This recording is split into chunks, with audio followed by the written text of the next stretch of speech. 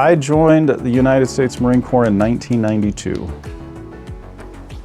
And how long were you in? I served for just over 6 years. I left active duty in 1998. What inspired you to join? Inspiration actually was lifelong for me. So I was a military brat. I grew up in an Air Force family. My dad served 26 years. So when I was born into the military lifestyle, it's kind of all I knew. And I didn't plan to go that route. I had planned to go to college and kind of follow a traditional path in life. But things changed for me. I enlisted in the Marine Corps, and so goes the story. My dad was in the Air Force. He actually was born and raised in Nogales, Arizona, so not too far from here. He left his house when he was 17, joined the Air Force, went overseas to Vietnam shortly thereafter, but he stayed in for a total of 26 years, and I came along somewhere during that career, and that's the lifestyle I knew. And do you have siblings? I do. I do have siblings, so I have a brother, older brother, and then an older sister. Are either of them serving or have served? Neither one of them serve. Come from a broken family, so my parents divorced when I was 6. And I say luckily I went to live with my dad, but I did because I feel I got the better end of the stick, being able to travel the world. Lived in Germany for almost 10 years as a kid, which was amazing, and that opportunity wouldn't have happened for me had I not grew up with my dad. Do you speak German? I speak a little German, so ich spreche ein bisschen Deutsch, but it's been over 30 years, so some of it's still in the back of my mind there. It's incredible to grow up overseas.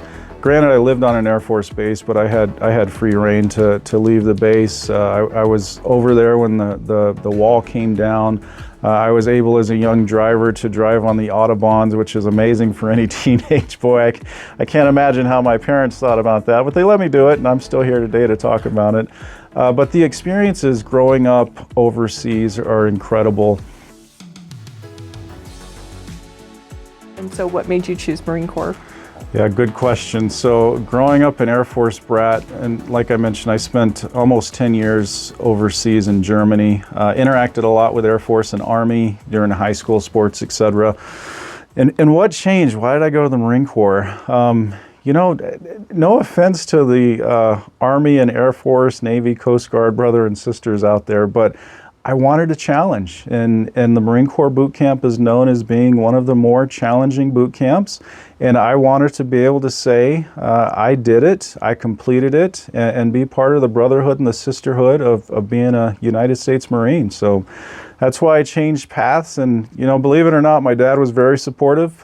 He actually wanted to enlist in the Marine Corps instead of the Air Force, but at that time Vietnam was just starting up, and he knew if he went Marines he would be overseas in Vietnam right away, and as the story goes, he went to Vietnam right away as an airman. So I was stationed, luckily, MCRD San Diego is where I went to boot camp. I say luckily, but the hard thing about MCRD, if anybody's ever flown into San Diego, is the airport is adjacent to MCRD. So you see the planes coming and going all day long, and you just want to be on one, but you do what you're supposed to do and stay. From San Diego, I went up to Camp Pendleton. That's where every Marine, well, every West Coast Marine, I should say, does basic school of infantry. From there, I was assigned to 29 Palms in California and did my communications training for my MOS, which was 2542. And then after that, I knew it was coming, but I went overseas again. So I was stationed in Okinawa, Japan for a year and went to Camp Courtney. The interesting thing about that is for about 12 years of my life, 11 of those were spent overseas. So not that that was a bad thing. Talk about experiences in life. That was incredible. Going from Europe to Asia and being able to experience that. From Camp Courtney, I came back stateside. I was stationed at Marine Corps Air Station Yuma, not too far from here, and that is where I finished my career as a Marine. I actually had orders to Kanaoe Bay in Hawaii, but I turned those down to get out of the Marine Corps, much to my wife's chagrin, and moved her back to Tucson for my law enforcement career. When were you married? Where did you meet her? So where did well, I met my wife in Tucson, Arizona, believe it or not. So I enlisted in Phoenix, Arizona. My dad retired in Phoenix back in 1991.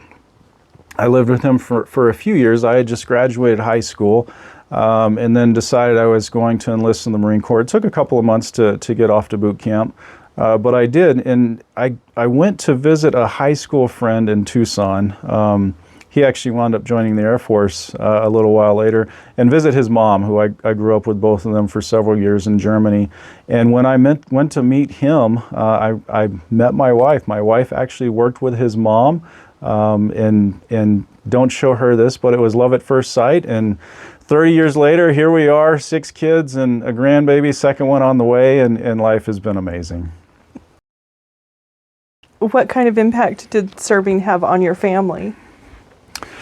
I would say serving in the Marine Corps and the impact on my family. So we were a very young family, and my wife and I got married. Goodness, I must have been 20 or 21. I think she was 19 or 20 when we got married.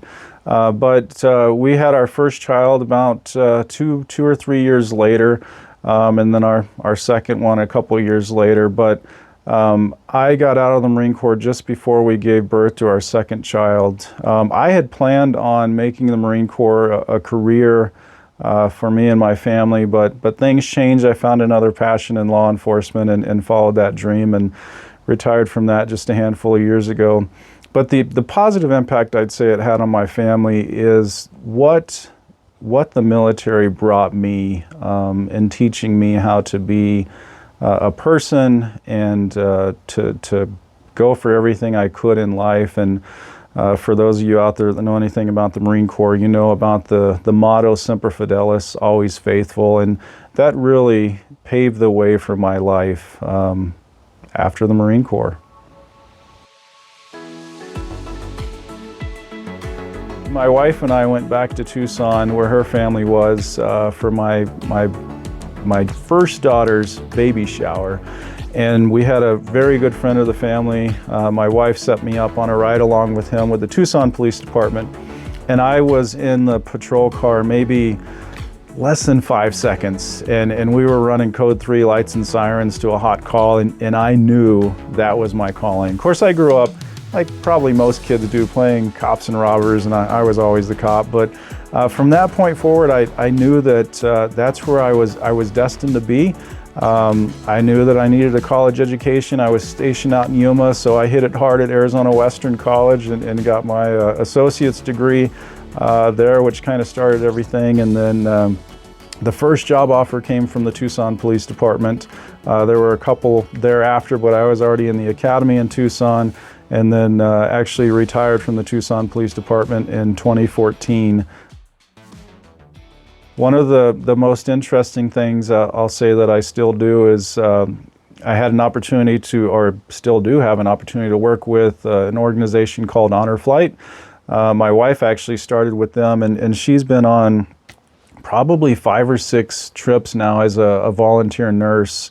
But if you don't know what Honor Flight is, I'm happy to have that conversation as well. But recently I had the opportunity to be a guardian for my father, and talked him into going. He was against it, just like many Vietnam era folks are, to do anything with being a veteran and be recognized. But after taking him back to Washington, D.C., and my wife was the nurse on the trip, it was incredible. It changed his whole outlook for the way that he and others were treated when they returned from Vietnam. And he is thrilled that he had the opportunity to take the trip, and he has finally realized that the United States and our country doesn't hold a grudge against them. They did what they were ordered to do, and it was amazing to be able to be at the Vietnam Wall, and we were able to put a pin on him, and those in the military understand what that is, but to tell him welcome home. And as a son,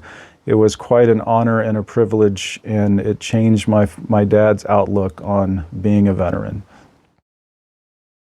Whenever he talks about coming home or the war, things that happened, I let it come out natural. I've never pushed the issue, and that's definitely in the 4 or 5 trips I've taken with Honor Flight to be a guardian. That's the same approach we do with all veterans.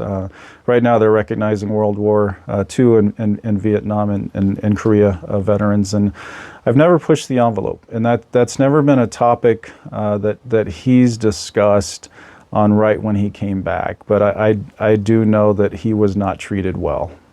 Who organizes the Honor Flight? So Honor Flight's a nonprofit organization. There's actually 2 in the state of Arizona, one for northern Arizona, one for southern Arizona. And if I recall right, the cutoff is kind of a line right across the state, and I think they use Casa Grande as their cutoff point. It's 2 great organizations that get our World War II, Korean, and Vietnam veterans back to Washington, D.C. free of charge, which is incredible. The guardians pay, and the medical staff, like my wife and my daughter also volunteers as a nurse, they go for free, but the guardians do pay. So I got linked up with the Northern Arizona folks just because in my previous job we worked a lot with them. They are taking their 100th mission to Washington, D.C. I think it's in October. I don't know the date right off the top of my head, but their plan is to take 100 veterans, which is going to be incredible. So I'm not sure there is a wait list, but if there is, they're about to clear a lot of folks off of that list in a month or 2. And is this done all over the country? Yes, I don't know if every state has an Honor Flight organization. I believe it started 20 plus years ago, I think out in New York. But the interesting thing is when you're out in Washington, D.C., you will see Honor Flight groups from several different states. It's such an incredible and moving experience. I think it would be very therapeutic for the veterans.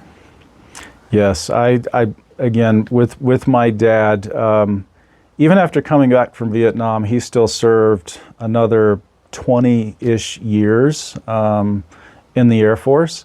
And I never knew he held on to those feelings of when he returned from Vietnam, just that he wasn't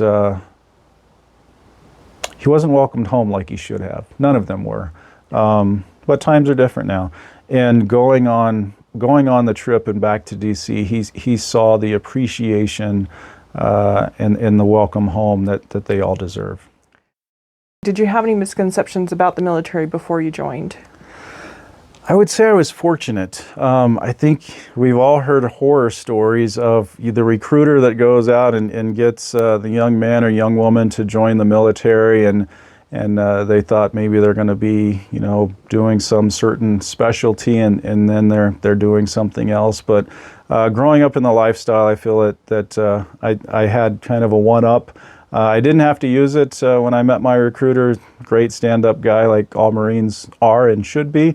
So I knew what I was getting into. I didn't have to lean on my retired Master Sergeant father from the Air Force to come in with me to the recruiter's office to make sure everything went well.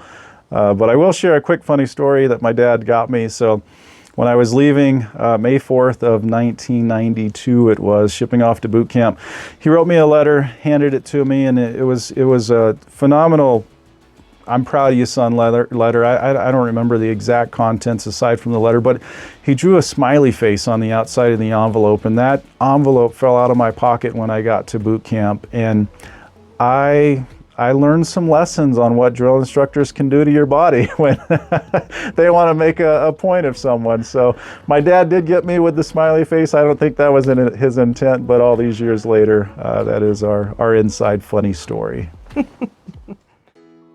I encourage anyone that doesn't have their path planned in life, and even if you want to delay college, but you can go to the military and go to college. There's so many beneficial plans for getting a college education, but the Marine Corps, the military, they really paved my way in my life, and they taught me how to be an adult and be who I am.